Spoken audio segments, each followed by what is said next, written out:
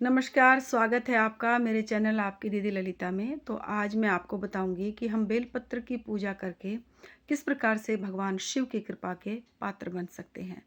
तो सबसे पहले तो मैं ये चर्चा को शुरू करने से पहले आपसे कहूँगी कि यदि आपने मेरे चैनल को सब्सक्राइब नहीं किया है तो मेरे चैनल को सब्सक्राइब करें, लाइक करें, शेयर करें।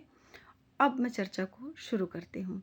तो देखिए, जिस तरह से बेलपत्र को जब भी हम घर पर लेकर आएँ तो सबसे पहले प्रतिष्ठा अवश्य करनी चाहिए बेलपत्र की। तुलसी जी को लाएँ तब भी करें बेलपत्र इसकी प्रतिष्ठा, और बेलपत्र की प्रतिष्ठा करें। जो भी हमारे पूजनीय पौधे होते हैं, उनकी प्रतिष्ठा अवश्य करनी चाहिए।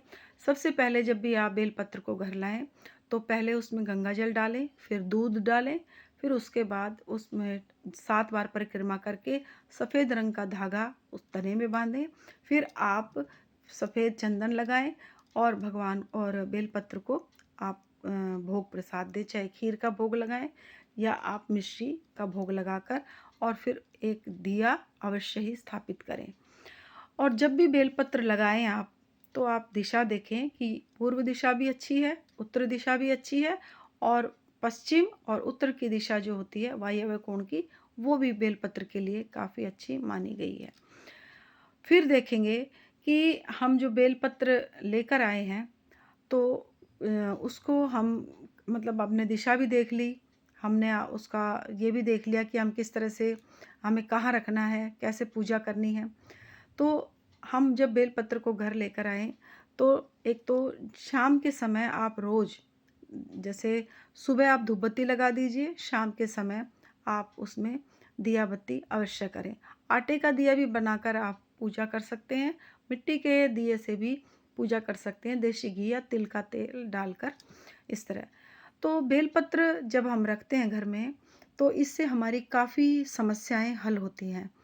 देखिए, बेलपत्र रखने से, जैसे मान लीजिए कोई ग्रह पीड़ा सता रही है, जैसे मान लीजिए शनि की है या कोई राहु केतु की दशा भी अगर हो, तो आप क्या करें कि एक लोटा जल भरें, उसमें थोड़े से 2 बूंद आप दूध की डाल लें और काले तिल डालकर आप यदि जड़ में अर्पित करते हैं बेलपत्र की, तो इससे जो भी ग्रह बाधा है वो शांत होती है।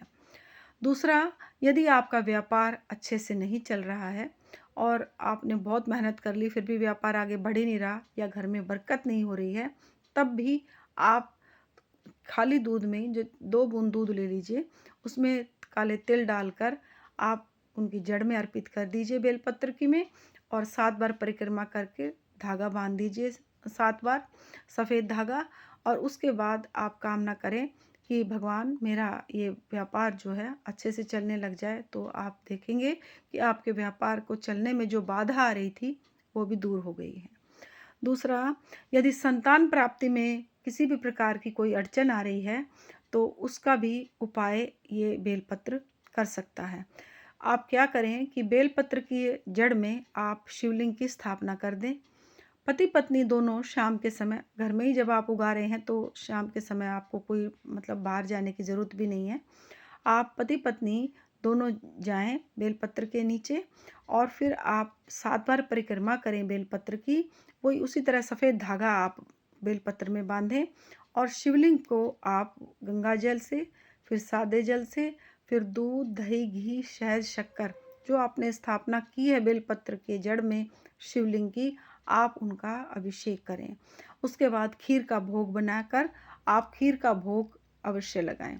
फिर आपने जो खीर का भोग लगाया है, जिस कटोरी से आपने भोग दिया है, और उसी को फिर आप पति पत्नी बैठकर वहीं आप खाएं, बेलपत्र के नीचे ही। और फिर आप शिव महापुराण का पाठ भी करें। या तो आप जैसे बालकनी में या कहीं ऐसी जगह अपने घर में ही लगा रहे हैं, तो शिव महापुराण का पाठ आप बेलपत्र के नीचे ही बैठ के करें, चाहे 1 अध्याय करें या 2 अध्याय करें, आप वहीं बैठ कर करें।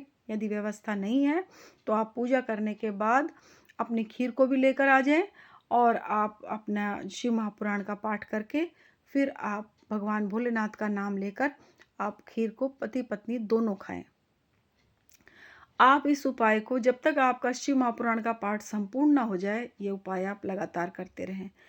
साल के अंदर आपको संतान की प्राप्ति होगी, आपकी मनचाही संतान आपको प्राप्त हो जाएगी। फिर भी यदि आपका पाठ ये शिव महापुराण पूरा नहीं हुआ है, तो आप इसी तरह से कार्य को करते रहें। ये ना सोचें कि हमें अब संतान प्राप्त हो गई है तो हम शिव महापुराण को बीच में ही छोड़ दें। ऐसा कार्य ना करें। आपने जो वादा भगवान के साथ किया है उसे निभाएं, तो आपको भी आपकी मनचाही संतान अवश्य ही प्राप्त होगी।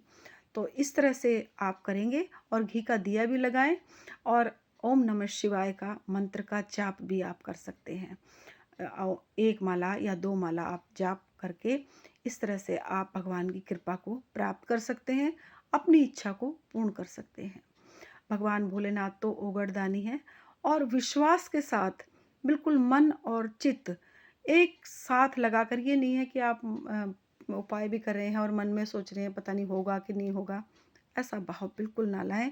भगवान भोलेनाथ ओगरदानी हैं, ये सबकी सुनते हैं, अवश्य ही आपकी भी पुकार को सुनेंगे और आपको भी आपकी इच्छा की पूर्ति अवश्य हो जाएगी। तो आज के लिए इतना ही, फिर कल मिलूँगी एक अच्छी सी वीडियो के साथ। नमस्कार, जय माता की, हर हर महादेव।